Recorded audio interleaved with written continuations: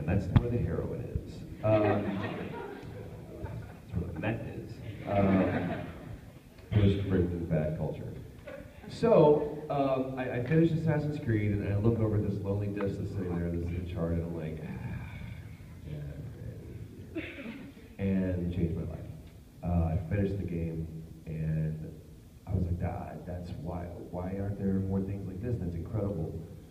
And I emailed the sound department of Naughty Dog, who later I would actually meet. He goes, "You were the one that sent that email." I just listen. I just want to say what you guys did was fantastic. And I never said I'm an actor. I want to do anything for you. I just want to let you know that what you accomplished was brilliant. And thank you for such a wonderful experience. And when I started finally getting into doing more games, I remember they were doing Uncharted 2. And I was working on some game at Technicolor, and there's two studios, and they were right down the hall, and they were recording all the in-game VO and everything. And I remember just like peeking in through that one little small sliver of window and just being, sure. All I wanted to do was die in the game. All I wanted to do was die in the game. And cut to a few years later, I get an audition for a new game, codenamed T1. And character's name is Joel. And it's Thanksgiving. It's Thanksgiving, actually. I'm driving down to my friend's parents' house. We're going to have Thanksgiving dinner. I'm on the phone with my agent, and I am pissed. Because I see the breakdown for the character, I'm like, okay, so I finally get in front of Naughty Dog, and the character I've auditioned for is like in his 40s, and this was like right after Final Fantasy, so I had like, you know, Shin Mega Tensei hair. I mean, it was crazy bleach blonde, and that's for me probably.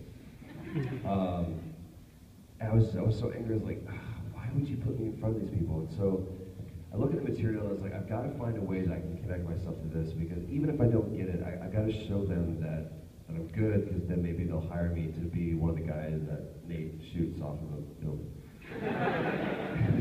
And I go in there, and I read this one thing in the audition sides, and maybe if you were here yesterday, you heard this. I say this a lot, but there's one line, on an audition side, typically you get like an artist concept drawing of the character, and for this it was, I don't know if you remember, it's kind of that picture of him kind of looking a lot like, what's the character's name? Shane West, the guy that's in Salem now, and whatever, he looked a lot like that guy. And green shirt, jeans, and it says, you know, he's 6 foot, every video game character. Every character model is built at 6 or 6'1". For some reason, that's just like the universal height of men. So he's like 6, I'm like, great, taller than that. Brown hair, green eyes, and then a blurb. I don't even think it says he's from Texas. And there's this one line that says he has few moral lines left to cross.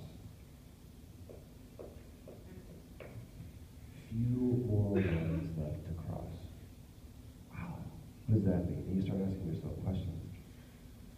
And then the audition scene was, and this is on the remaster thing, I think, my audition.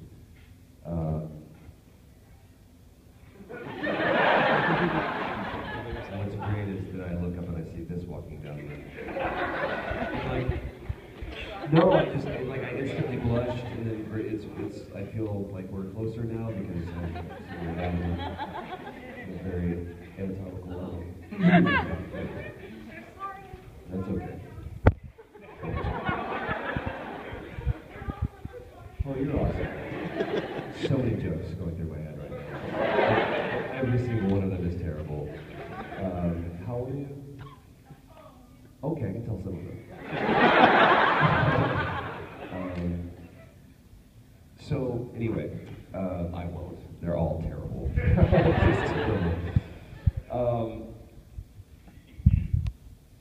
Where was I?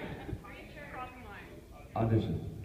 So the scene is, it was written specifically, Neil has a tendency to do this, he writes scenes specifically for the audition. It works better mechanically, it's better to, we gotta get through this quickly, or or in this scene, when we finally get there, there's going to be more people in this scene, but right now we just auditioned the 2 people. We've already cast Ashley, and so I'm reading with her. And it was a scene where, there was 2 scenes. One of them was, she almost gets killed because she's trying to save her Walkman. And, which scenes I've been there, but it was actually this really, really cool scene. And it was just this really great moment. For some reason I found, like this voice just came through, and I just understood who he was. He was this guy. And we get through with it, and the first thing I did when I walked in, I saw Ashley. Never met her before, knew who she was. I walked in, I was like, she looked like she had just been through hell. Like, you have to understand, you do an entire day, and especially with the intensity of these scenes, of guys screaming at you. And it's not like, that was fun. You could see her putting on the smile. She's like, I was like, can I just give you a hug? She goes, yes. And so I gave her a hug, and it was like literally, I was like, oh, I'm Troy. She's like, oh, Ashley. And it was just instant. I was like, I love this girl, and I love Ashley so much. And it becomes crucial when you're doing a game like this. You can't fake that. You can't fake, and that's not anything to my credit. Maybe it's to Ashley's credit for being such a warm and open person. But the relationship that Ashley and I have was forged through fire of that game, because we got really vulnerable and really open and naked. Because you bare your soul. Because when it's not working for you, when the scene isn't working, that's very humbling, and that's very, in certain light, humiliating, because you're not good enough. You can't make it work, and you're sitting in that with somebody else, and nuts. I'm just ADD, so I hear like anything, I'm like, what? So, the relationships, both inside and outside, trusting your director. I mean, here comes Neil Druckmann, worked on Uncharted 2. I mean, he's been with Naughty Dog for over 10 years, and so he's worked on Uncharted 1, Uncharted 2, started doing Last of Us when they were doing Uncharted 3, so that's how long that thing was in production. And we started off with one director, and then we decided to make a philosophical choice that had nothing to do with the director at all, that we needed to have its own voice, and so he started looking around for different directors, and then finally it just became obvious. He's like, dude, why don't you just do this? And Neil Druckmann went to acting classes, he went to directing classes, he read books. That man put himself through boot camp to make sure that he was prepared. And he's such an amazing guy, he's such an amazing director. Like, the guy just gets it. Like, and people say, well, you should do film then. Why? Easier.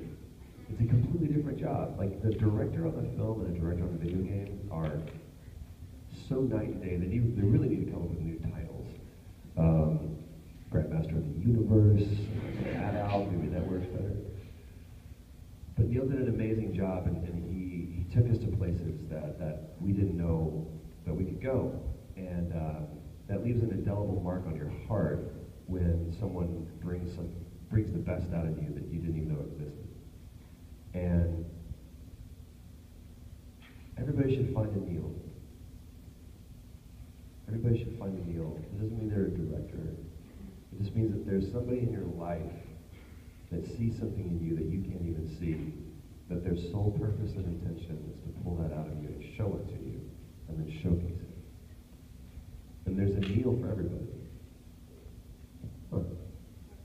There's a Neil for everybody in this room. It could be your dad, mom, brother, sister, boyfriend, girlfriend, husband, wife, random stranger. Be careful. I'm your Neil. Oh, you're drunk. Not wearing any pants. For some reason, it's Gary Busey is your find your Neil, find your Ashley, find your Ellie, find out what your purpose is. At the same time, we're doing Bioshock. And I walked into that audition, completely different thing, ironically back in Technicolor. And they're cycling people through. And it's a small community. A lot of times, some games will reach outside the normal spectrum, and they're auditioning people. You're like, you're on an episode of Arrow, or I've seen you on CSI as the dead guy on the table. Because we want to branch out to TV and get some TV actors instead of just these normal actors. Okay, the TV actors suck. Let's go and bring in the normal actors coming. Not all the time. I mean, I've worked with some fantastic people that really love breaking into W. Earl Brown, who played Bill in The Last of Us. He was like, I'm a gamer, I'm eating this shit up, it's amazing. Then you go over to Bioshock and it's like cycling through people, and you're sitting there, I mean, this close to Yuri Lowenthal going, hey bud. You know, and it's like, good luck, you know.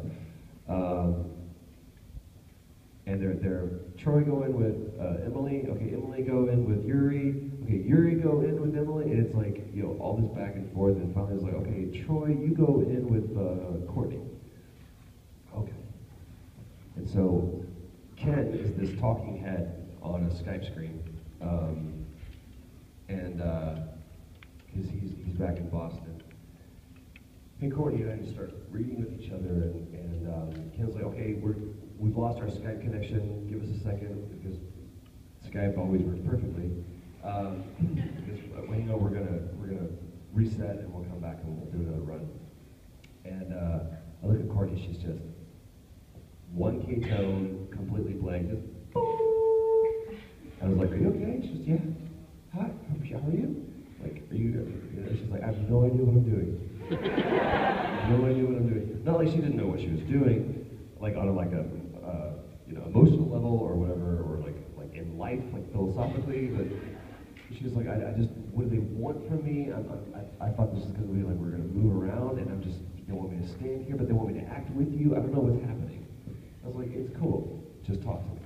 Let's just talk to each other. And she's like, yeah, but I don't know these lines. I was like, I changed almost every word in every script. I'm terrible. Writers hate me. I just burped just then, if you guys didn't know that. Just that stroke that I had just then. Like, it's like when somebody has to yawn, but they don't. It's like 3 o'clock in the morning, you've been drinking all night, and they still feel encouraged to yawn. And you're like, yeah, man, that's great. No, the story's incredibly compelling. Tell me about the time you were in 3rd grade. It's like trying to hold in a sneeze, man. Sometimes you just gotta go, hang on. Chewbacca out. Her yawn sounded like that. And then we would always think that, like, Chewie was the sleepy dwarf. Nice. I don't know where I'm going with this. Anyway, don't lead me down tangents. So Courtney comes in, and we just started having this conversation, and then it just, that conversation grew and grew and grew, and to watch her come out of her shell and really invest herself fully, and good God, man, she doesn't have to go for it. Such an emotional role. I mean, it was like, if you're not crying, you're yelling. Or being very quiet and introspective. And so it's just like, Ken made that girl jump through hoops, and by the end of it, she was doing pirouettes and flips through it. It was crazy. So anyway, I could go on and talk about this for days, but do you guys have questions about it? Okay, answers? Yeah, in the back. What's up? Or the middle.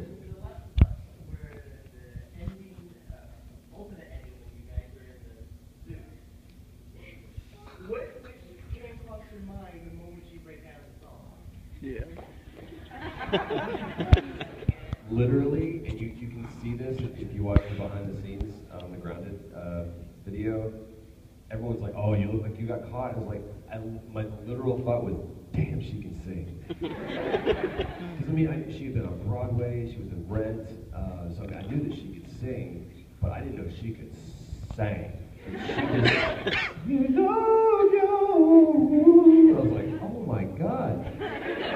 And then, this is literally happening like this fast. I went, wow, she can sing. Oh, I see what they're doing here. Watch this shit. And I just went for it.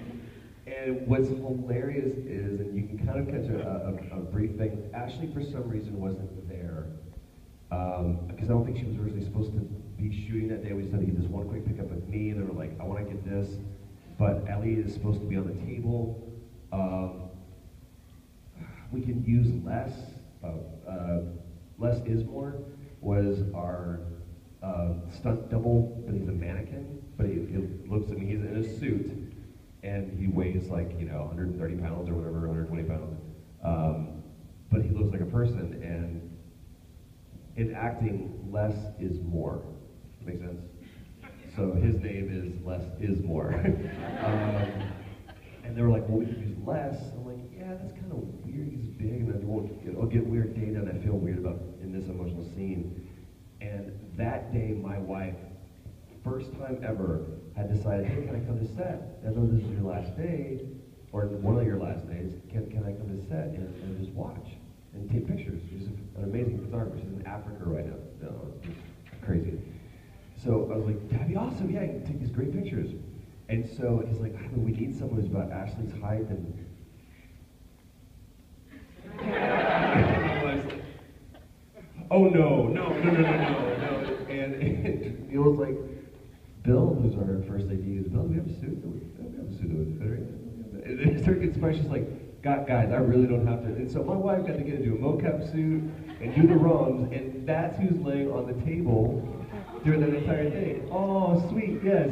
But if you watch, it looks like she is having a fit because she's trying so hard not to break and laugh and ruin the tape because she's laughing her ass off at this thing that's happening above her. So she's just sitting there shaking. It's so great. But yeah, I mean, that's just, it was such a heavy shoot. There were very few scenes that were like, we were having fun in between stuff, and we certainly had our fair share of laughs, but nothing like that. And it was just great. I love that thing so much. And the original goal was to actually fully animate it and either leak it or put it on the disc as a DVD, but I know. And then they did this crazy thing where they're like, we need to finish the game. So we're not wasting hundreds of thousands of dollars, whatever. But I'm still holding out hope that somehow someone will take that and fully animate that, because you kind of want to see it, and then there's talks that somebody wants to take it to Broadway and do The Last of Us the musical.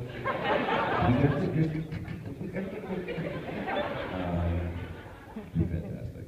Anyway, next question. Red shirt.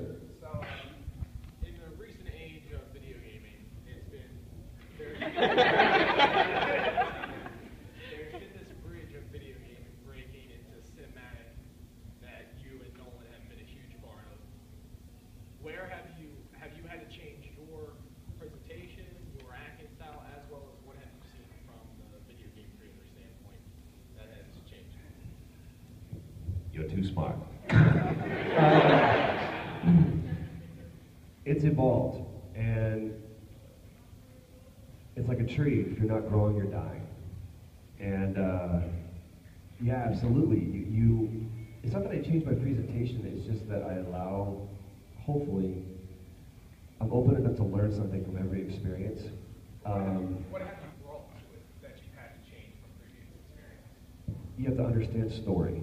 Like I've really had to learn about story and about character, what that means, making decisions and understanding why that character is making that decision. It's no longer just, oh, you have a cool voice. It's understanding posture and where is this character led from. And the trap is that you can get caught up in all that. You can get caught up in the Meisner technique of acting, as opposed to just the basis of all of it is listening. Just listen. And games are going more cinematic, but that's just the most appropriate or most convenient term for it.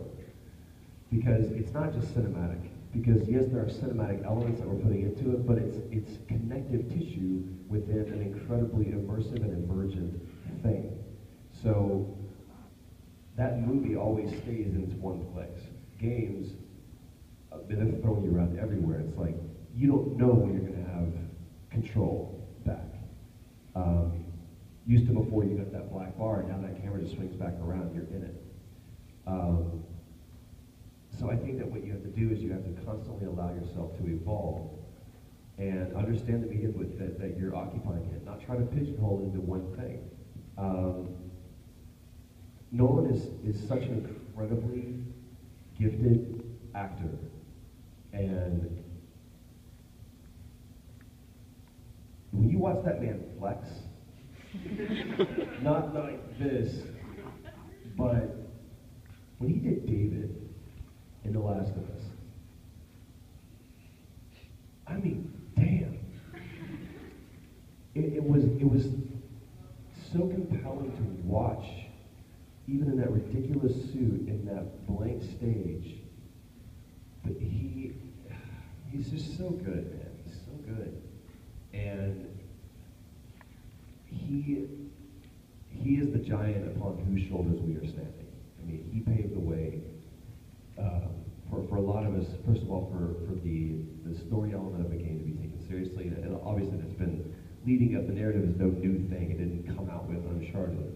But that's one of the first games that people stood up and took note and go, wait, ooh, this is just, remember the commercials for Uncharted 2, where the girlfriend comes with a bowl of popcorn. She's like, okay, I'm ready to watch the movie. And the guy's playing Uncharted 2. I'm like, ha ha. Except now it'd be like the guy becoming going, okay, I'm ready to watch the movie. And the girl's like, you're annoying. Platinum, okay, go away. So yeah, you just evolve. Don't try to make it into one thing, but I hope I answered your question right. It's a very thought-provoking question, and it's 10:30 a.m. Right side, let's see my right side people go